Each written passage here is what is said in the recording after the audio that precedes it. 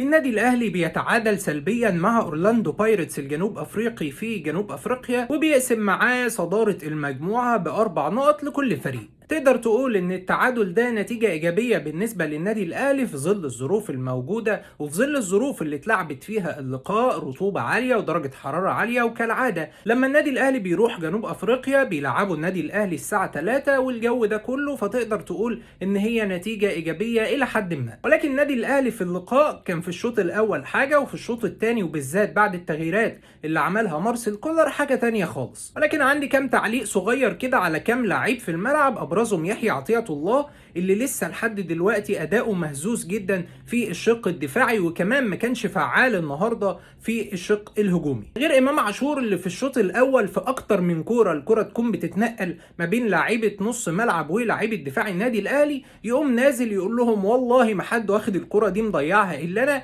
ويحاول إن هو يعمل كرة طولية، لكن يا إما بتكون من نصيب مدافعي أورلاندو بايرتس أو بيكون مصيرها بره الملعب أوت. أما بالنسبة للشق الهجومي فممكن تلاقي على الشمال رضا سليم أدى أداء دفاعي إلى حد ما كويس، ولكن كان غايب هجوميا. طاهر محمد طاهر نفس الكلام، وتقدر تقول ان وسام ابو علي برضو كان شبح مختفي في اللقاء نظرا لقله الامدادات من نص الملعب او قله العرضيات اللي اتلعبت عامه في المباراه. ولكن زي ما قلنا بعد التغييرات وخاصه نزول محمد مجدي قفشه وبيرسي تاو وحسين الشحات كان في تغير ملحوظ جدا للشكل الهجومي للنادي الاهلي. ده اللي يخلينا نقول ونتساءل، طب ليه مارسيل كولر بدا برضا سليم وطاهر محمد طاهر وما بداش بحسين الشحات وبيرسي تاو؟ هقول لك ان في تصوري ممكن يكون الراجل كان مقسم اللقاء وبادئ باتنين صراع الى حد ما، او اتنين يحاولوا ان هم يمتصوا هجوم اورلاندو بايرتس وان هم يكونوا مؤديين اداء جيد جدا دفاعيا، وفي الشوط الثاني يبدا ان هو يرمي بيرسي تاو وحسين الشحات عشان يحاولوا يعملوا شكل هجومي للنادي الاهلي، وبالفعل ده اللي حصل. ولكن بالرغم من اداء اورلاندو بايرتس وضغط اورلاندو بايرتس اغلب فترات اللقاء على النادي الاهلي،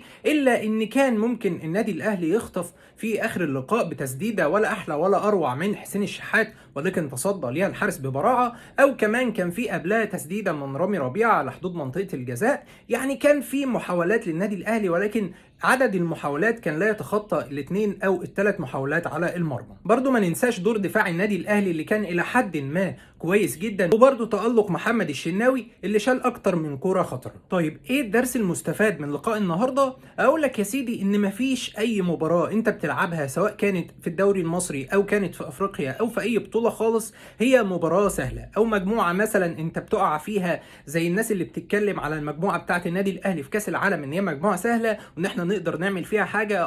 نظريا مفيش مستحيل في الكوره، ولكن عمليا كل مباراه انت بتلعبها بتكون صعبه. انت في الدوري المصري تعادلت مع الاتحاد السكندري وبعدها تعادلت مع البنك الاهلي، في افريقيا بتقابل اورلاندو بايرتس وبتتعادل برضو مباراه بره ملعبك وكل حاجه، ولكن برضو بتتعادل. ما بالك بقى لما تروح تلاعب فرقه زي انتر ميامي على ارضها وسط جماهيرها، الماتش هيكون عامل ازاي؟ فبالتالي ما نقولش على اي مباراه سهله، ما نقولش على اي مجموعه احنا بنقع فيها سهله. كل مباراه النادي الاهلي بيلعبها بيكون قدامه تحديات وصعاب. نقدر نقول كومنتات على اللعيبه زي الكومنتات اللي انا قلتها في الفيديو، ولكن ما فيش مباراه النادي الاهلي بيلعبها سهله. التوفيق للنادي الاهلي ان شاء الله في اللي جاي، وخاصه في المباراه اللي هتتلعب يوم 14 امام بطل الامريكتين في بطوله الانتر كونتيننتال. كل التوفيق للنادي الاهلي ان شاء الله في اللي جاي.